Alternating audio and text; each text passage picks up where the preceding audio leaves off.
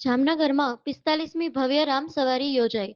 જામનગર શહેરમાં હિન્દુ સમિતિ અને મહાદેવ મિત્ર મંડળ દ્વારા 45મી રામ સવારીનું ભવ્ય આયોજન કરવામાં આવ્યું.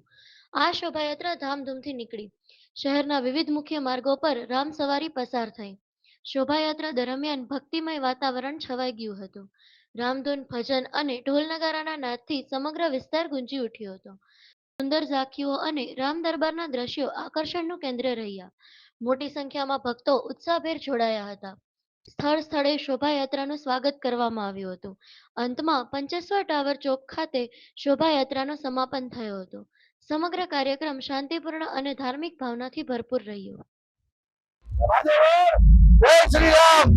જામનગરની અંદર આજ રોજ હિન્દુ સમિતિના મહાદેવ મિત્ર મંડળ દ્વારા આ 45મી રામ સવારીનું આયોજન કરવામાં આવે છે.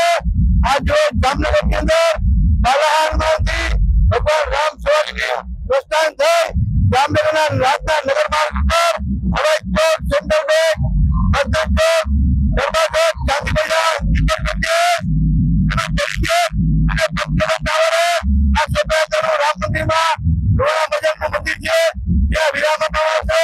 આ શોભાયાત્રામાં ભોજ સમાજના ભોજ જ્ઞાતિના આગેવાનો, તેમજ ભોજ સમાજનો પ્લોટ, સતવારા સમાજ, ભોમેશ્વરનો પ્લોટ અને આગેવાનો, તેમજ હિન્દુ સેના અને હિન્દુ સેના આગેવાનો, રસ્તાની ગ્રુપ, સ્વાયરી ગ્રુપ, તેમજ મુખ્ય આગેવાન મિત્ર મંડળની અમારી આ જે ટીમ છે એમને બનાવેલો મુખ્ય રથ, તેમજ આ શોભાયાત્રાનું સંચાલક અને સંકલન સમિતિની ટીમમાં અમારે પ્રજ્વલભાઈને કન્વીનર, તેમજ સહકન્વીનરમાં આશીષભાઈ નકુમ, સહકન્વીનરમાં ભાર્ગવભાઈ ચેપરા, તેમજ ઇલેક્ટર માતાજી, આ બધાની અંદર સહકન્વીનર